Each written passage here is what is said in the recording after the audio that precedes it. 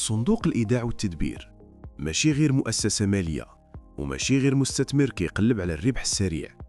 هو فاعل استراتيجي كيخدم بمنطق طويل الأمد وبنفس ديال الدولة اللي كتفكر في الحاضر وكتحضر للمستقبل. الدور ديال الصندوق ما كيتحبش في جمع الادخار وتوظيفه، ولكن كيتجاوز هادشي باش يكون محفز للاستثمار، مؤطر للمخاطر ومهيئ للشروط اللي كتخلي المشاريع الكبرى تولد، تكبر وتستمر. الصندوق كيعبأ موارد مالية طويلة الأمد، كيقاسم المخاطر مع الدولة ومع الفاعلين العموميين والخواص، وبهذه الطريقة كيعطي الثقة للاستثمار وكيخلق بيئة آمنة باش يدخل القطاع الخاص ويشارك في تنمية البلاد. ومن خلال هذا التموضع الصندوق كيلعب دور محوري في ترجمة السياسات العمومية إلى مشاريع واقعية وإلى نتائج ملموسة كتبان في الحياة اليومية ديال المواطنات والمواطنين. العدالة الاجتماعية بالنسبة للصندوق ماشي شعار سياسي ولا مفهوم نظري، هي مسؤولية استثمارية، حيث الاستثمار في التعليم، في الشغل، في الصحة وفي الإدماج الاجتماعي هو استثمار في الرأسمال البشري وفي استقرار المجتمع وفي الصماد الاقتصادي ديال البلاد.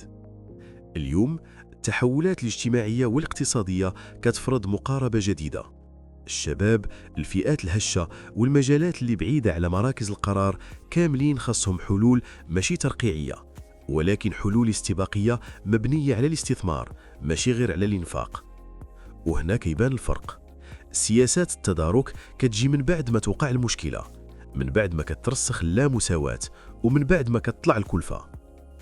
أما الاستثمار الوقائي فكيضرب المشكل من الجذور وكيقلص الكلفة الاقتصادية والاجتماعية والإنسانية. صندوق الإيداع والتدبير كيتدخل في هذا المنطق الوقائي عبر تمويل مشاريع عندها أثر جماعي قوي، وعبر مواكبة برامج اجتماعية كتستهدف الفئات المستحقة بنجاعة وشفافية. كيأمن صرف المساعدات الاجتماعية، كيضمن سلاسة العمليات، وكيعزز الثقة بين المواطن ومؤسسات الدولة، وكيقوم كذلك بدور أساسي في أنظمة التقاعد سواء في التدبير أو في الاستثمار باش يحمي الحقوق المكتسبة ويضمن العدالة بين الأجيال واستدامة هذه الأنظمة على المدى البعيد، خصوصا في ظل التحولات الديمغرافية والتحديات المالية. ومن جهة أخرى الصندوق كيلعب دور غير مباشر ولكن بالغ الأهمية كمستثمر طويل الأمد كيهيكل الاقتصاد الوطني، كيستثمر في البنيات التحتية الكبرى، في القطاعات الاستراتيجية وفي المجالات الترابية باش يخلق دينامية اقتصادية قادرة تولد الثروة وتخلق فرص شغل مستدامة. الطرق، الموانئ، المناطق الصناعية، الأقطاب الحضرية والسياحية ماشي غير أوراش بناء ولكن رافعات لفك العزلة، تحسين الولوج للخدمات وتقليص الفوارق المجالية. وبهذه الرؤية الصندوق ما كيراهنش غير على الربحية الآنية ولكن على الأثر الترابي والتماسك الاجتماعي واستدامة التنمية. كذلك كيواكب بروز المقاولات الناشئة والابتكار وريادة الأعمال باش الاقتصاد المغربي يكون أكثر تنافسية وأكثر قدرة على خلق القيمة والشغل اللائق.